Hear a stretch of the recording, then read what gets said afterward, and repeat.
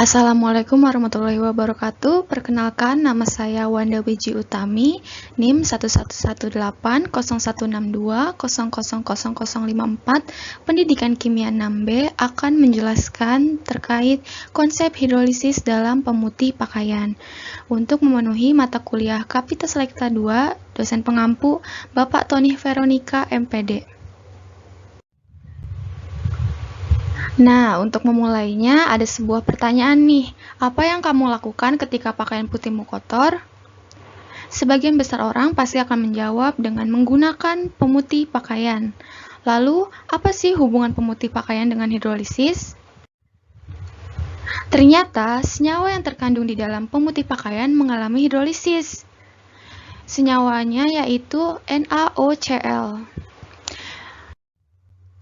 Nah, sebelum kita membahas lebih lanjut mengenai proses hidrolisis yang terjadi pada pemutih pakaian, alangkah lebih baiknya kita mengetahui dulu apa itu hidrolisis dan bagaimana konsepnya.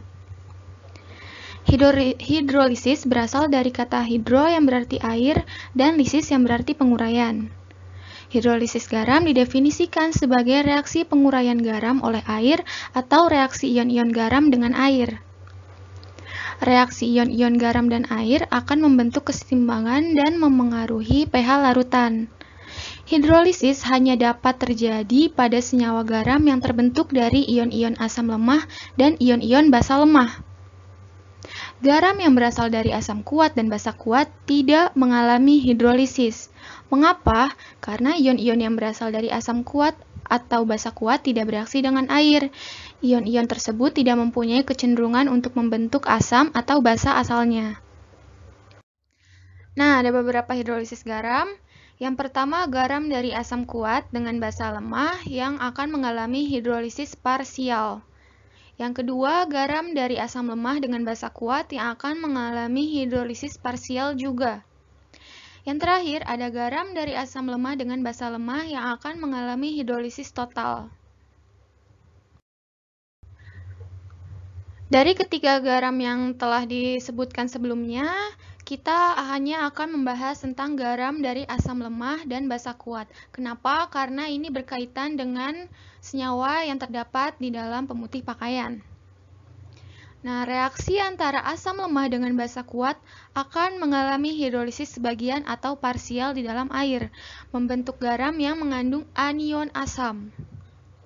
Larutan garam ini mempunyai pH lebih dari 7 sehingga bersifat basa.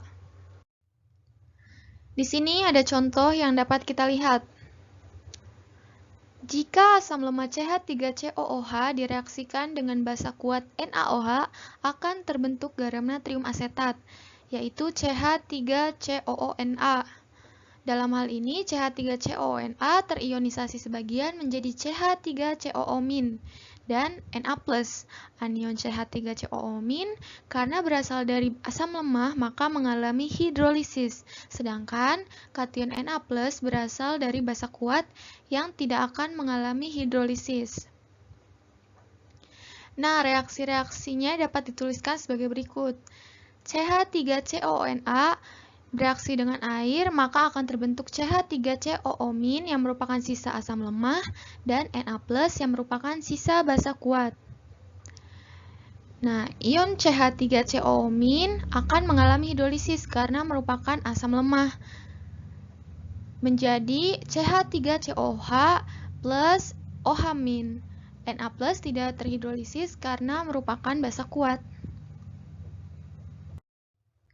Nah, agar lebih memahami reaksi hidrolisis asam lemah dengan basa kuat, di sini ada animasi reaksinya.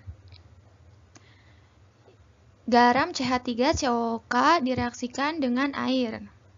Jika garam CH3COOK direaksikan dengan H2O, CH3COOK dan H2O akan terdisosiasi menjadi ion CH3COO-, ion H+, ion K+, dan ion OH-.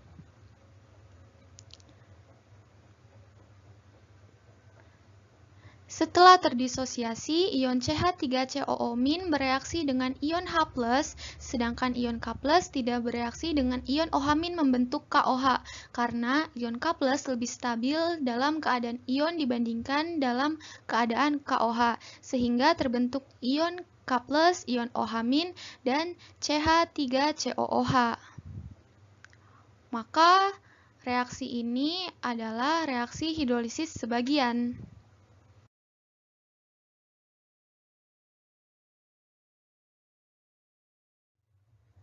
Setelah penjelasan sebelum-sebelumnya, sampailah kita kepada pertanyaan, apa hubungan pemutih pakaian dengan hidrolisis? Pemutih pakaian mengandung sekitar 5% NaOCl yang sangat reaktif yang dapat menghancurkan pewarna, sehingga pakaian menjadi putih kembali. Garam NaOCl berasal dari HOCl yang merupakan asam lemah dan NaOH yang merupakan basa kuat. Reaksinya adalah NaOCl plus H2O menjadi Na plus OCl-, yang dimana OCl- akan terhidrolisis, sedangkan Na plus tidak terhidrolisis. Jadi, garam NaOCl yang menjadi bahan untuk membuat pemutih pakaian mengalami hidrolisis parsial. Garam yang dihasilkan bersifat basa. Nah, bersifat kebasan ini yang membuat pemutih pakaian bisa menghancurkan pewarna, sehingga pakaian menjadi putih kembali.